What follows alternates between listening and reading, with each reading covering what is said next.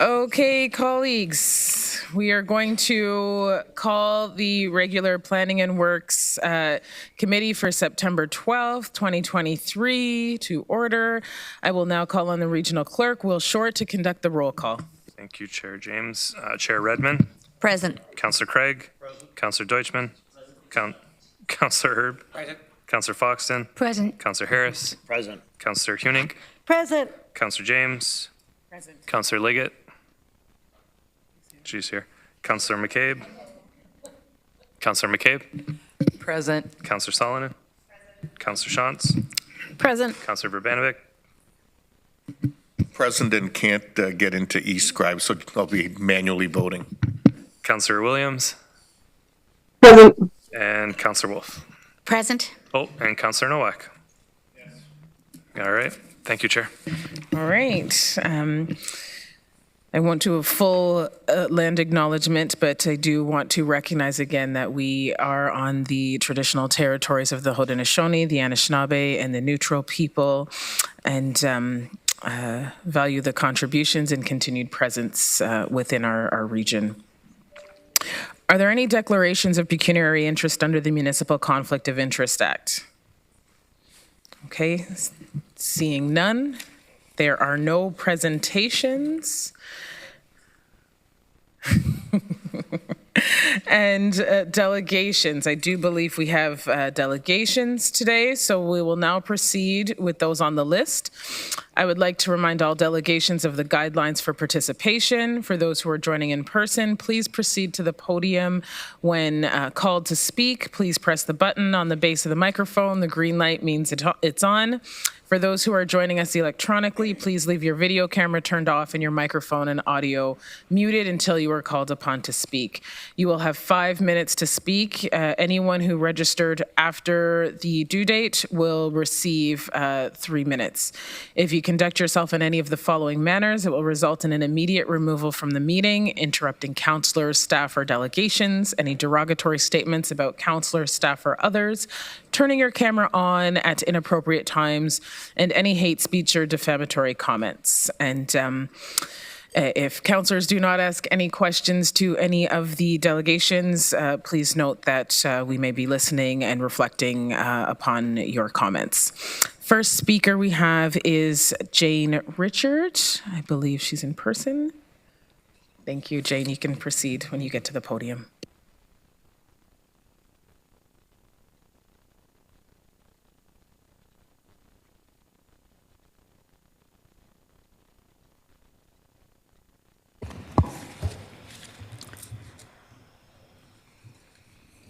Good morning, valued Chair and members of Regional Council. Public sentiment is sacrosanct. It is the cornerstone upon which our democratic society rests. Whenever significant alterations are imposed on citizens without their direct input, it seeds discontent, often culminating in genuine distress. This absence of disclosure and consultation isn't just a disservice, but a challenge to the very principles that bind our community together. It's imperative for our council, in all its wisdom and authority, to reflect upon its actions, to ensure they aren't inadvertently fanning the flames they seek to quell. Broad strokes decisions without grassroots consultation can sometimes mirror the very suppressive regimes that many in our community fled from. We owe it to them and ourselves to champion a governance model that's rooted in understanding, respect, and collective determination. Petitioning is not just a tool, it's a testament to the collective voice, to unity and diversity, and to the sheer power of community spirit. It's a beacon for those who feel marginalized and others, and offers an avenue for their voices to ring out loud and clear. While we may champion diverse opinions, it's essential to understand and respect the majority sentiment. Navigating the bureaucratic maze to put forth a petition shouldn't be a time-consuming task. It should be simple, clear, and transparent. We must not allow procedural obscurities to cloud the essence of public representation. With modern tools and platforms, while modern tools and platforms provide convenient avenues for gathering public feedback, we must scrutinize their efficacy and authenticity. Data can be manipulated, multiple choice surveys can be skewed, but a community's heart cannot be fabricated. Let us be wary of drawing conclusions from potentially superficial assessments and instead invest in tools that resonate with genuine public sentiment. For if 156 out of 162, or 96.296%, stand unified behind a petition's cause, it tells a lot about what is in the minds of the community. The dichotomy in our decision-making methods and the very principles we stand for is glaring. A uniform, comprehensive, and citizen-centric approach today expects more transparent, accessible, and responsive services from the public sector. Petitions and public forums need to be our guiding light, where every meeting isn't just a procedure, but an assembly of trust, collaboration, and shared vision. A place where everyone from planners, engineers, council members to elders, the young, the residents, businesses, and stakeholders feel heard, understood, and integral to the shaping of our community. It's a call for introspection and progression where every voice, every concern, and vision culminates from the grassroots to those in power who make the rules and narrative that includes everyone's voice. Thank you for your time. Thank you. Are there any questions for the delegation? Okay, seeing none. Thank you, Jane. Okay, we'll now move on to item 6, the consent agenda. If you wish to remove an item from the consent agenda, please indicate so now, as we will not take questions on consent agenda items. Oh, okay, Councillor Hunick. Through you, Chair James, can we remove item 6.2.1 from the consent agenda, please? I believe it's the list of parking infraction fees. I just have a question.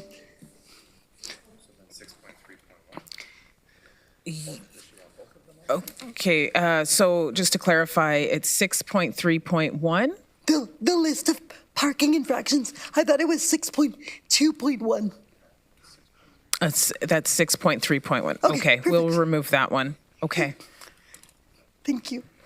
Anyone else? Okay, so we will remove item 6.3.1. That is the amendment to traffic and parking bylaw administrative monetary penalties.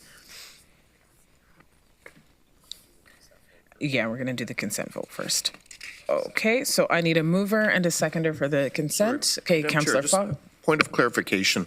I mean, it's a minor technicality, but like a number of us have 6.2.1 and you're referencing 6.3. Is there, So I have 6. is there an item we're missing or? No, no, no, but I'm I'm just. going to refer to clerks to clarify.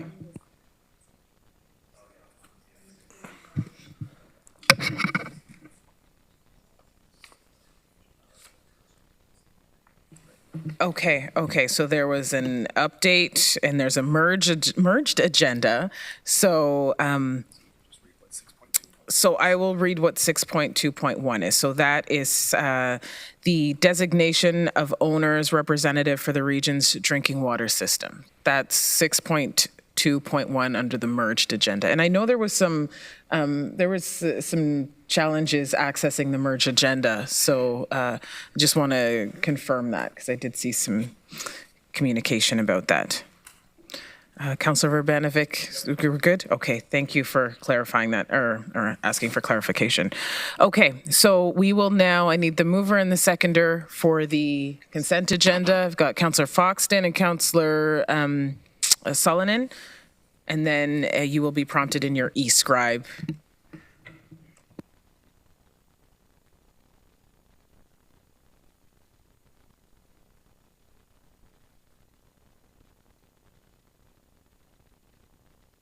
Okay, that is carried, and we will now discuss the item that Councillor Hunick wanted pulled from the consent agenda. Okay, go ahead, Graham. Good morning, Madam Chair, members of council. So this report before you is essentially a request to have the region adopt a administrative monetary penalty system for parking infractions, Part 2 offences under the Provincial Offences Act, for tickets issued on regional roads within the 3 cities. So Kitchener, Cambridge, and Waterloo. Essentially, the system is very similar to that which is already in operation by those 3 cities, wherein the Part 2 offences are taken out of the provincial offences court system and moved to a more streamlined system where a screening officer essentially works with the person who's been given the ticket to either maintain the fine, reduce it, or do away with it altogether. This is something that's been adopted by municipalities across Ontario.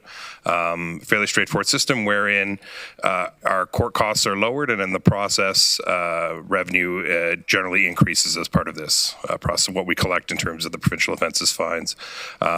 This was done at the request, again, of the 3 cities, and happy to answer any further questions. It's a fairly straightforward system, but happy to answer any questions if that's not the case.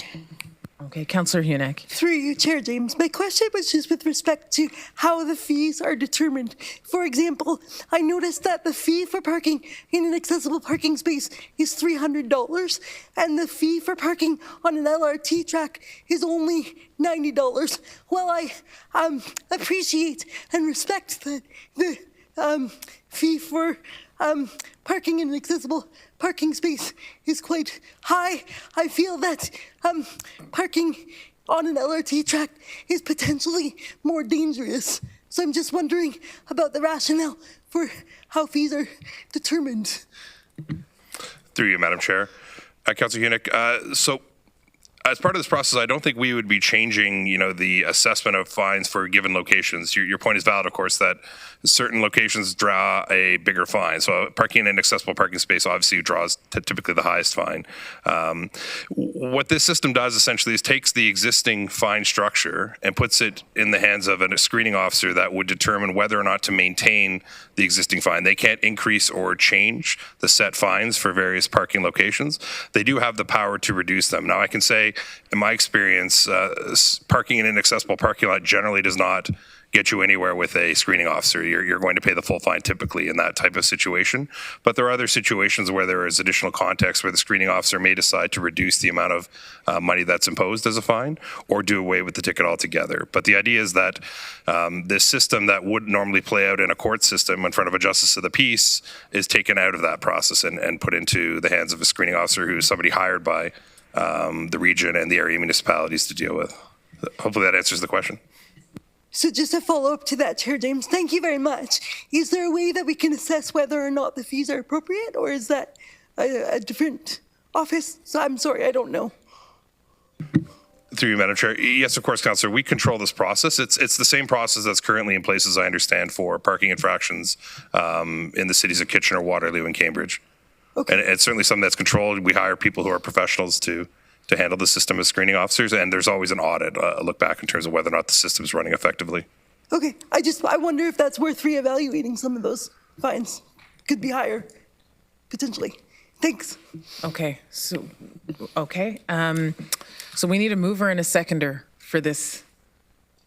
Okay, Councillor Harris and seconder Councillor Hunick. Please, sorry, before we go ahead, Councillor McCabe, I didn't see that until after. I just put it, thank you, through you, Chair. I just put it in because I just wanted for clarification then. Is that seen as direction to staff to look at because I think it's a really valid point that Councillor Hunick brought up because, I didn't, to be honest, like thinking about someone parking on the LRT is very, very disruptive. Obviously, someone parking in a disabled space when there shouldn't be is problematic too, but yeah, that can disrupt the entire system for $90. It doesn't seem like anyway, I just wanted to know if that is seen as direction to staff to take that away and bring it back. So if this is okay with the council to direct staff to look into the parking fines in that process for what that could look like, we can add it to the tracking list. Okay? Chair Redmond? Thank you. Can we just ask staff maybe to come back to us with what the process is to review these and suggest that we would like a review? There may be so many months or how many times a term that's reviewed. So I think it's a valid point, but rather than insert ourselves, can we have a report back saying what the system is and what the process is and who the players are who are involved? We'll have staff come back. I think that's a fair point, and what the process is. Councillor Verbanovic. Yeah, thank you very much. Actually, this is a conversation I had recently with our bylaw director, and I understand there's actually a review going on in a number of our municipalities right now, looking at some of these fines and what's and whether or not some adjustments need to be made. So I'm not sure what the timing of that is, but I already know it's in process. Okay, so we will have staff come back and look at what's currently being done. Okay, so we have a mover and a seconder. You will be prompted in eScribe. Please use eScribe. We voted a few weeks ago or months ago at this point regarding recorded votes, and in order to do that and ensure that that's done, we need you to use eScribe.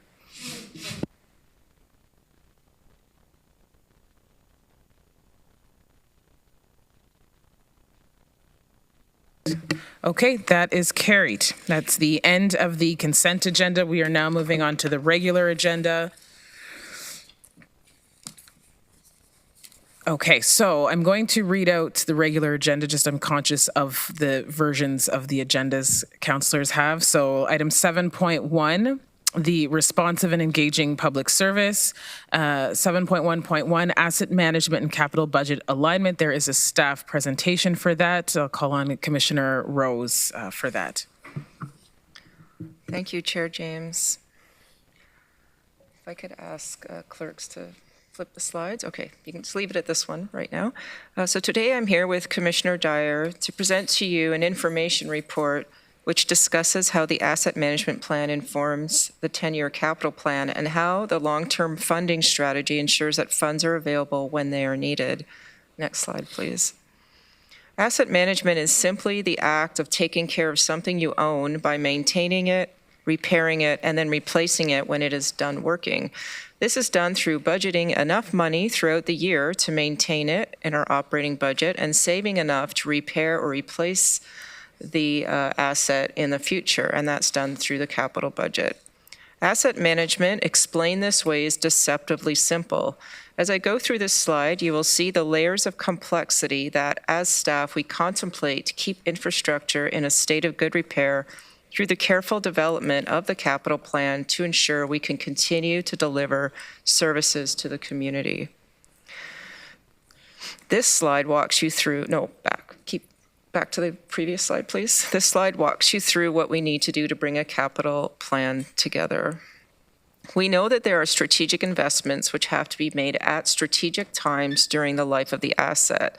This means when the asset is new, spending money mostly on maintaining it, and then when it gets older, there are investments made to repair, to extend its life, and at the end of the life, we replace it.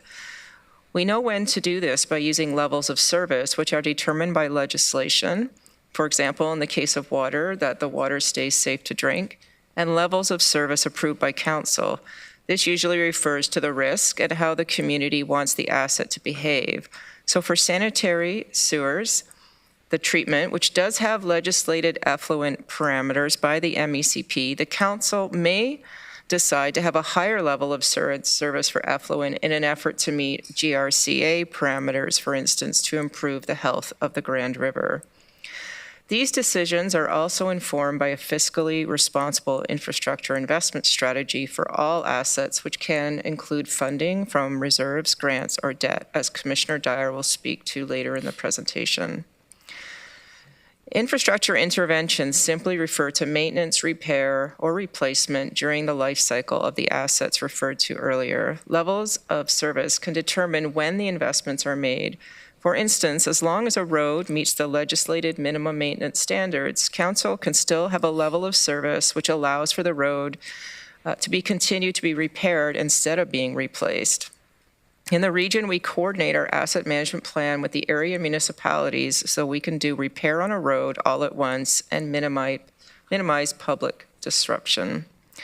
Growth is also a big part of the capital plan, as oftentimes we replace infrastructure when we are increasing its capacity to support growth. We can also add to the infrastructure with active transportation or buggy lanes. In these cases, the asset may continue to be repaired longer, knowing it will be replaced in tandem with growth infrastructure, or it could be replaced earlier than needed for the same reasons. Reserves are the savings needed to repair and replace infrastructure. Ideally, we will have enough reserves available when an asset needs to be repaired or replaced. The contribution to reserves from the operating budget is part of the long-term financial plan, which is informed by the asset management plan. And all of these together inform the capital plan. Now, next slide. To help with this discussion, we wanted to provide you with an example of condition assessment and analysis, which helps us to develop the capital plan. This is a picture of software which Transportation Services uses to assess the regional roads to help inform prioritization of rehabilitations. The picture is color-coded to show different types of cracks in the pavement, which are also indicators of what is going on under the surface.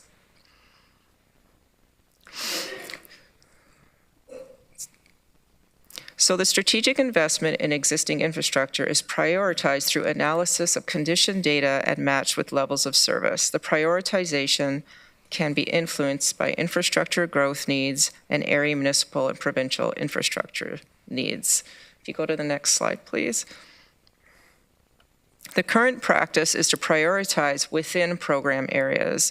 For tax-funded programs, this means that the prioritization of the capital plan does not yet take into consideration all regionally owned assets against each other.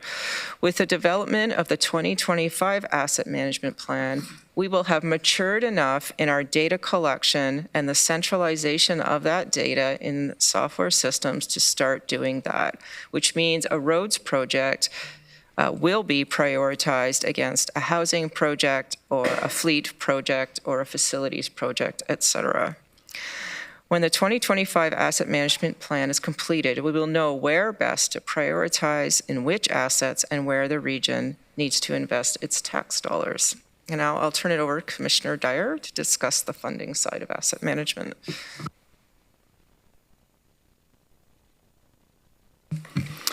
Thank you. If we could go to the next slide, please.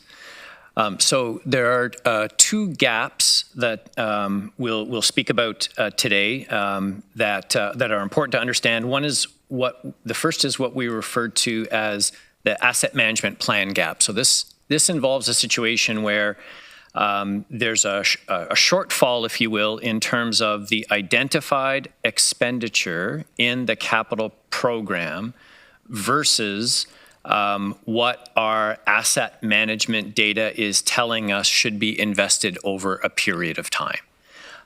And so when we look at the most recent asset management plan was based in 2019, using a relatively high level estimate of inflating asset repair and rehabilitation values to $2023. We've estimated that across the organization that gap is currently in the range of $60 million over a 10-year period. If we go to the next slide, the second piece to that then is what we refer to as the asset renewal funding gap. So in the first case, it's do we have all the projects in the 10-year capital program that we need in order to maintain our assets in a state of good repair? The second is, are we appropriately, from a long-term sustainability perspective, are we appropriately funding those investments? And the approach that the region has taken through capital financing principles that were approved, I believe, back in 2015 at a very high level, our goal is to not use long-term borrowing to fund asset renewal works, right? So if we think of we'll use the roads example. In a situation where there is a repaving required of a road, that kind of work, we're looking to fund from our capital reserves and not issue debt for.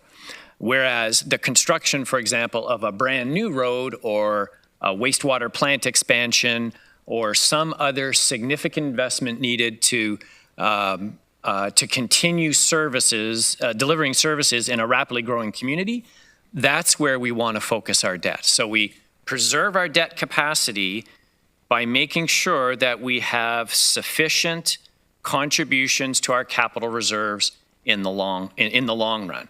And right now, our estimate based on what we had in the 2023 budget is that we have a gap that, from a funding perspective, that currently is in the range of $41 million. And this is because, notwithstanding progress that we've made over the last few years, what of course we've experienced over the last 3 years is a significant escalation in the cost of capital works. And so the progress that we're making is essentially now to just try to keep up with inflation. And you'll recall we had this conversation through the 2023 capital program and budget and capital program, and we'll have it again this year because part of the point of all this is that the capital program is in a constant state of, what's the right word? Recalibration, right? Staff are constantly looking at the need, the cost, the scope, the timing of projects so that when we bring forward for council's consideration a draft capital program, we have our best estimate of the costs that are needed in order to build new infrastructure and to look after what we already have in and on the ground. And then from a finance perspective, our job then is to say, okay, if we're going to do all of this work at this time, how do we come up with a financing plan to make that work? And if we go to the next slide, which I may have already covered. So the asset renewal funding strategy, again, implemented in 2015. Again, the idea is we increase our contributions to capital reserves so that we can preserve our debt capacity for significant new investments in infrastructure. And I will say, based on the data, if we look back over our financial statements over the last 7 or 8 years, it's working. And it's working because our overall level of debt has remained relatively constant over the last 6 years as we have started to build up a healthier level of contributions to those capital reserves. And I'll talk about this a little bit more when we get to the admin finance agenda. But when we look at the projects that we're looking to debt finance this year, they all fall into the category of significant investments in order to provide or preserve capacity in our assets. Very little from the way of asset renewal. So the strategy is working. We absolutely have shortfalls and gaps that we need to work on. We'll do that in part through the 2024 budget, but I think more significantly through the 2025 asset management plan. I hope that's helpful. Thank you, Jennifer and Craig. Are there any questions for staff from council? Put your queue, go in the queue.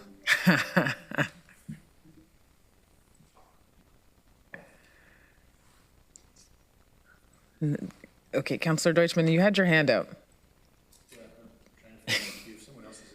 No one's in there, we're just waiting for you, so might as well go ahead. Yeah, so I just wanted to ask a couple questions on that funding gap slide that was just up. If that could pop up again.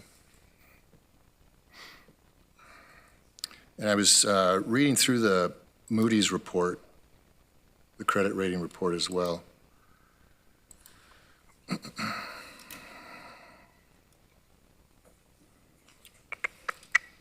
Okay, yeah, thank you.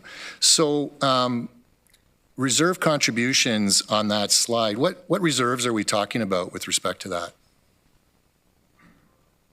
So through the chair, we're predominantly speaking of capital reserves that exist for the various areas where we're investing in where infrastructure is needed in order to deliver service.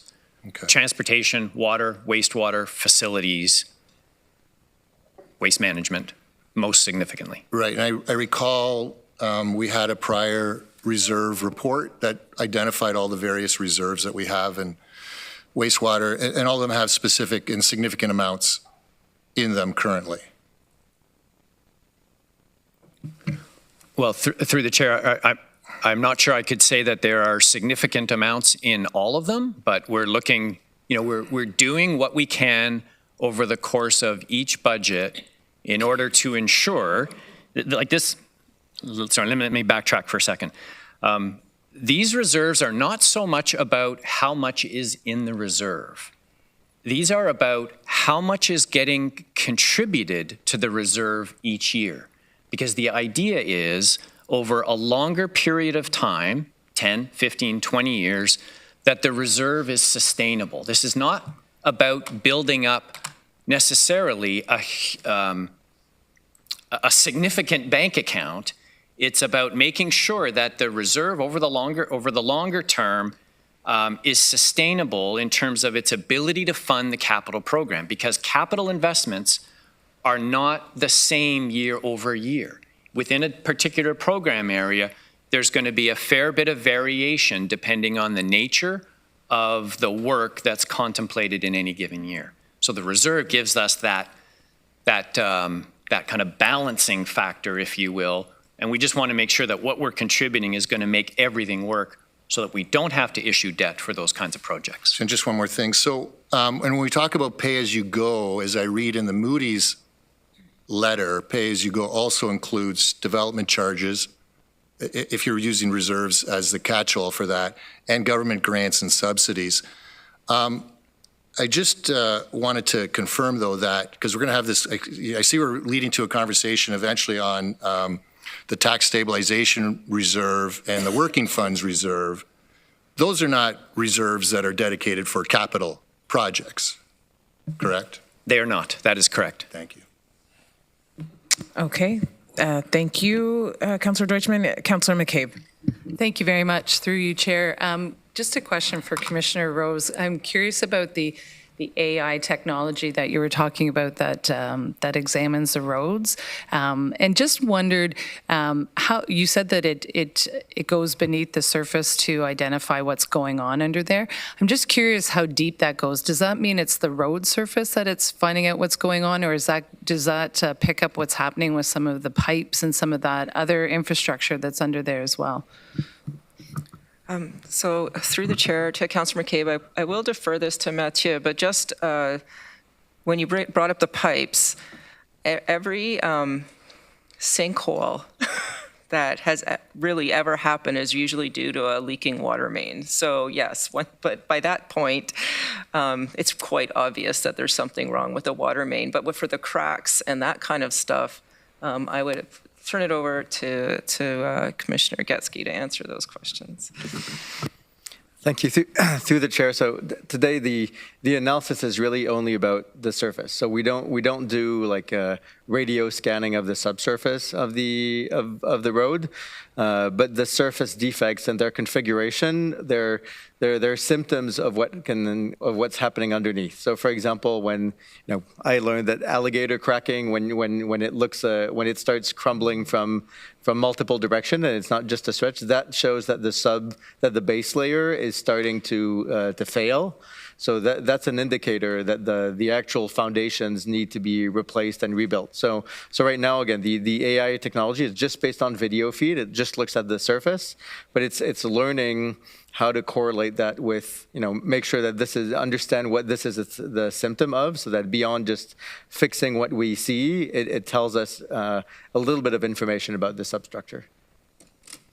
Thanks. I think that's really interesting. And obviously, the more we can find out about what's happening, particularly, with the roads, but also with the pipes, because as you said, that's a significant challenge with the leaking and that happens there. And so thank you for that. That's and I guess a comment to Commissioner Dyer. You were saying about the next coming considerations that we have with budget and the asset management and that. And I just to comment that, of course, it all needs to tie back to our strategic plan that we just passed as well. Correct? Like the priorities that we just outlined in the strategic plan we need to keep that in mind as we consider the asset management and of course our budget and where we're actually directing funds. Correct? Yep. Through the chair, I would say, generally speaking, that's correct. I would say that asset management is to a great extent, it's about service levels, and so. Once council has decided what service levels are desired in the community, then the question for staff is what's the infrastructure and assets and operational needs that we need to put in place to deliver those services. And the budget then should reflect that, both in terms of the operating budget for the current year and the longer-term asset management plan. And should service levels change, which is for council to decide, then that would have an impact in terms of future capital needs, depending on the level of service that's desired. Does that help? Okay. Thank you. Councillor Foxton. Thank you, and through you, Chair, and forgive me, councillors, if a lot of you are aware of this, but what we're talking is a capital budget. And a capital budget, you do usually a 10-year budget at a time. So the monies we have in the accounts today, we actually distribute them over 10 years to cover off certain projects. And we use taxation dollars, we use grant money, we use the gas tax, and we accumulate those funds. And it looks great in the pot right now, but it's wiped out in about 5 years or so, and we have to figure out how to distribute it properly. So that's why our reserves are essential, because that's what they're planned for, is to cover the bills for tomorrow and the year after that and the year after that. And the sad thing is that regional council, the asset management, the 10-year capital forecast here must be huge and massive. I know at my council, we spend 2 days going over it and figuring out what projects we're going to put when to be able to cover those projects. And I don't think we've ever seen a capital budget here complete, but I bet it's a massive document. But we have to keep that in mind. The money we spend from reserves today cuts out something for tomorrow. And it could be a road repair, and some things can't be cut out because we have our due diligence to provide safety to our communities so that we don't have failing bridges or failing roads or failing water systems. And so we have to look at that big picture and never forget it, that the money we arbitrarily spend today could end up offsetting us negatively in the future. Thank you, Councillor Foxton. Councillor Craig. Thank you, Madam Chair. I'm obviously sitting beside the right person. I just have one quick question regarding the reserves we're talking about, and are these somewhat provincially mandated in terms of how much goes in them, or just to give me an outline of just, is the province involved in any kind of legislation with these? Yeah, so through the chair to Councillor Craig, certainly the water reserve is mandated through the Safe Drinking Water Act. So as part of our drinking water license, we have to submit every 5 years a council-approved financial plan for our water assets. I will leave it to Commissioner Dyer to speak to the other reserves. Through the chair, I think for the most part the answer is no. There's no specific requirements for. There's nothing in the Municipal Act that directs a level of reserve or reserve fund balance. So the Act allows municipalities to establish reserves and reserve funds for the purposes that it deems appropriate. How we manage those reserve funds, how we contribute to them for the most part is entirely up to council, with maybe two exceptions. One would be development charge reserve funds are mandated by the Development Charges Act. And the reserve fund that we have set up to track our Canada Community Building Fund, the former federal gas tax reserve, I would say would be classified as an obligatory reserve fund. Thank you very much. That's great. I think Commissioner Geske. Yep. Yeah. Just to add to that, on what's provincially regulated on the road side of things. So the outcome is provincially regulated. So we have minimum maintenance standards. So they depend on traffic volumes and speeds, and they set, for example, how quickly potholes need to be fixed. So the reserves there themselves are not set, but the outcome of the maintenance standard for the road, it's backstopped by provincial legislation. Thank you. Councillor Erb. Thank you, Madam Chair. On the previous screen, and I probably missed this somehow, there was a 61 million shortfall, and then on the final screen, it was a $41 million shortfall. What did I miss in the 20, or where did the 20 million go? Or are we talking apples and oranges here? Two different shortfalls.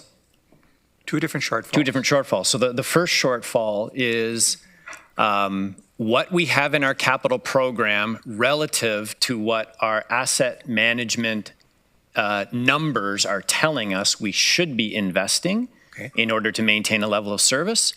The second number is the funding shortfall. So the additional pay-as-you-go funding that we would need to ensure that we're not debt financing our asset renewal work. I should have paid better attention. Thank you. Not at all. Thank you. Okay, seeing no further questions, this report was received for information. Correspondence has been received for information. There is a council committee tracking list. There was correspondence from Jay Richardson that everyone received. Moving on to item 9, other business. I have other business. I do have one question that I want. First of all, I want to give GRT staff their kudos for a social media campaign that kind of went viral last week about our GRT service. I was getting lots of comments from the public that really enjoyed that.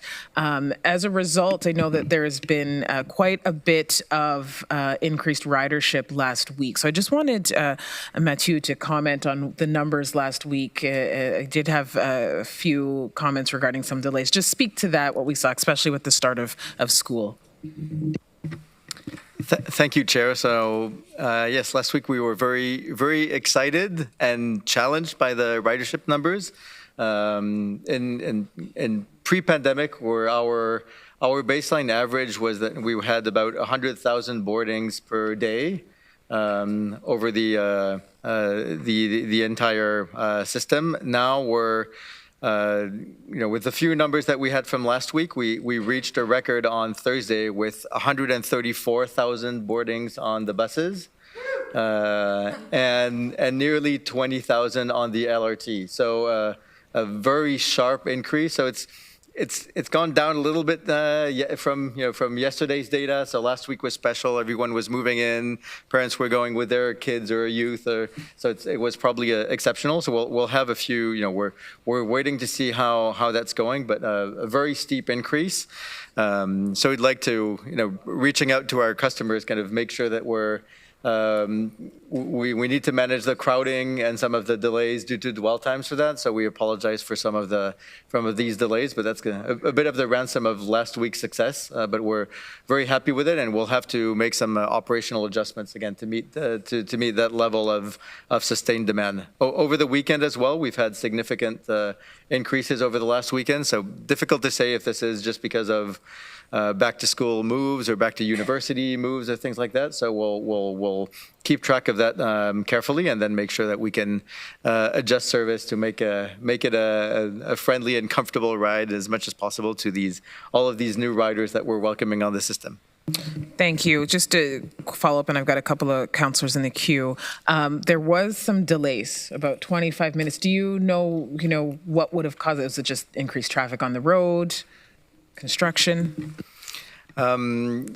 Through years, we haven't unpacked what the root causes. There are cumulative impacts. We know that when there's crowding, you have increased dwell time. So people getting on and off the buses, because on a bus route that has 15 or 20 stops, if you take an extra 1 or 2 minutes for people to get on or off, you're getting off your schedule by half an hour by the time you get to the end of the route. So we're unpacking all this to understand what is related to traffic traffic and what is actually related to dwell times, which we can manage through more buses. And that is informing also the work that the team is doing for next year's budget, because there may be some more significant operational adjustments needed to be able to match that level of demand if it continues like that over the fall.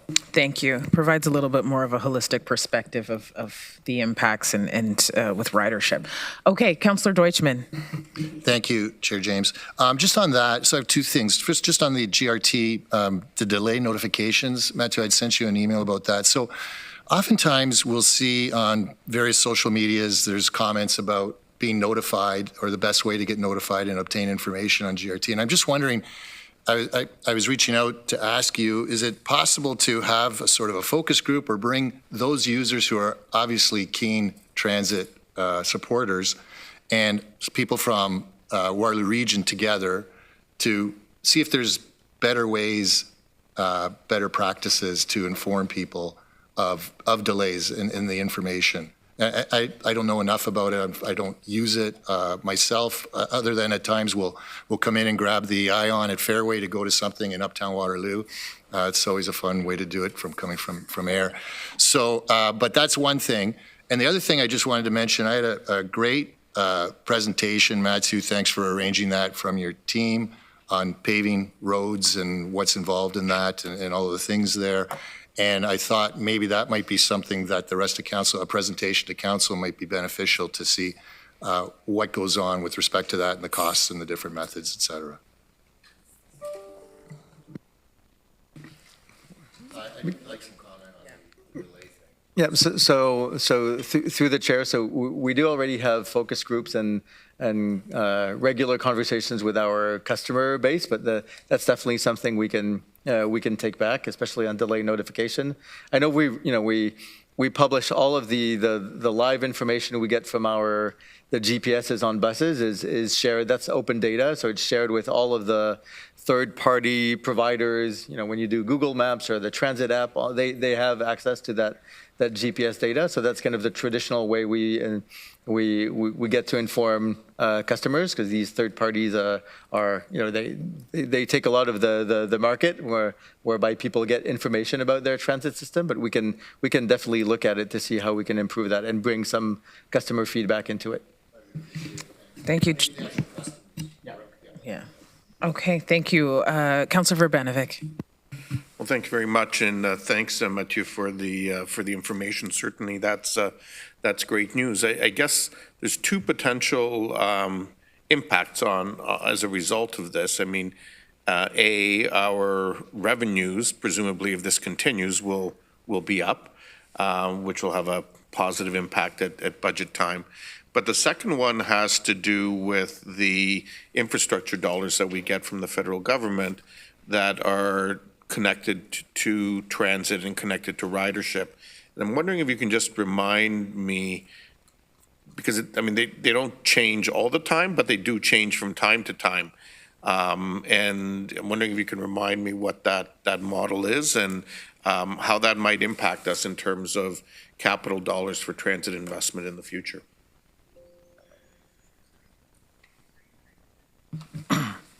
Thank you. Through the chair, I would say that the most significant impact here is with respect to provincial gas tax revenue, as opposed to the former federal gas tax revenue, now the Canada Community Building Fund. The provincial gas tax revenue is to a large extent based on ridership, and so to the extent that ridership in the region is increasing at a faster rate than ridership in other jurisdictions, all other things being equal, that should result in additional provincial gas tax funding for the region. Now, there's a lag, of course, because the provincial gas tax allocations in a given year are based on ridership revenues from an earlier period, so it's not an immediate change. But on balance, again, all other things being equal, it should result in additional funding, as long as the overall envelope of funds that's available either stays the same, and if it increases, then that would also help us as well. Okay, so which is good to hear, but I think if I'm hearing correctly from your answer, we're probably, if this becomes a consistent increase, the benefit is probably a year or two out? Through the chair, probably, and I should say that at this point, our approach at the region has been to apply provincial gas tax revenue as an offset to operating costs, as opposed to a specific, using it to fund capital investments. That's something, obviously, that council could look at changing in the future if it wished. Okay, great, thank you. Okay, Councillor Craig. Well, thank you, Madam Chair. Just a quick question on the ION. And it's good news, the ridership. The number of times the ION runs into a problem and is shut down, is that consistent with what we find with other LRT lines in Ontario in terms of frequency? Because it seems to me it sticks out a bit, that's all. Through the chair, I think maybe because we're giving you a lot of information on whenever the ION stops or stutters, we're probably giving you a bit of a biased view of things, because we're higher than the performance level of the LRT is very high. It's the highest of all LRTs in Ontario in terms of reliability. So yes, it does have. It does have its issues occasionally. A lot of them are due to collisions with vehicles. I know we're always trying to work on reducing some of these conflicts. They're usually kind of right turns, a car trying to zoom in front of a stopped LRT just when the LRT is moving on. Where I know there's some turn signals that needed some changes, so we're trying to improve that locally. But the performance is very high, and it's I like the bus system as well. It's higher than the bus system's performance. We do have some buses break down. That's part of the normal practice. We don't hear about that, obviously. No, we don't tell you about that. And but we understand that the LRT, because it moves such a high proportion of people, it is more impactful. But the performance levels are very good. No, I appreciate that. Thank you very much. Okay.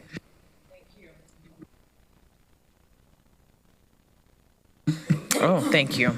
Our next meeting is October 10th, and I need a motion to, Councillor McCabe, I didn't see you in the queue. Oh, okay. Thanks for seeing me in the queue, or the clerk's alerting you. And thanks for the information about the LRT and the transit system overall. One of my questions is about because of the high level of performance of the LRT and the amount of boardings that I see. I don't know. I mean, I take it in a certain area, so I don't know how many people are on further down on other parts of it. But particularly because of the high student population, the areas where I'm riding it, it's really crowded. So I'm just wondering at what point, or are you considering adding a third car to the train system, or how that is possible? Because there certainly are peaks when it's really, really crowded. And so I'm just wondering where that, like the addition of another car might come into play. Like even if it's for a short period of time, like over, like when school the past week and that kind of stuff, if it's possible, because it is really high performing, and I think we may be the only LRT really operating well in Ontario, maybe even beyond that. So, through the chair, just on this, I think the first adjustment that can be made is modifications to LRT frequencies and headways, because adding cars and vehicles today, it's a very tightly run system, so we just have the right number of vehicles given the maintenance requirements and all this to be able to run their service. So we can improve a little bit of the frequency. We know today it's 10 minutes in peak. That's something that we can look into for sure to improve the overall capacity. But I would say that's the first step in the contract is really enabling kind of even more frequent vehicles before we start doubling or adding length to any of the cars, which would require some vehicle purchases. Thank you. Councillor Hunick. Through you, Chair James, I can't believe I'm asking for more emails, but is there a way that we can get more positive stats from GRT in addition to the breakdown notices that we get for the, just like even for promotional purposes when we, like when people ask us about GRT services or LRT services, it'd be nice to know that we're the best performing system in Ontario. I didn't know that until today.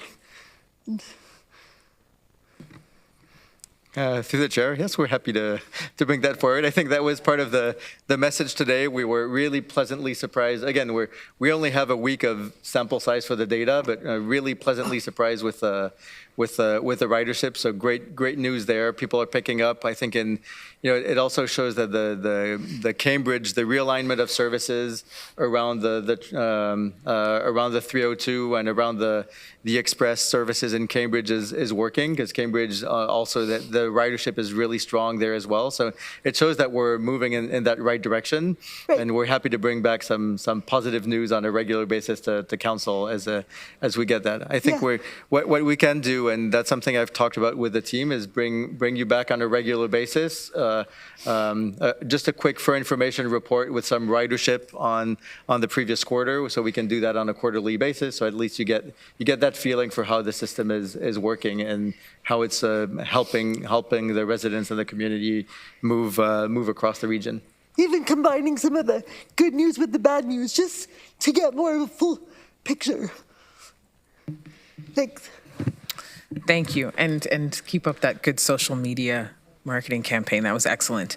Okay, so no further questions. The next meeting is October 10th. I need a motion to adjourn the Planning and Works. Councillor Hunick, Councillor Sullivan, seconded. You will now be prompted in e-scribe.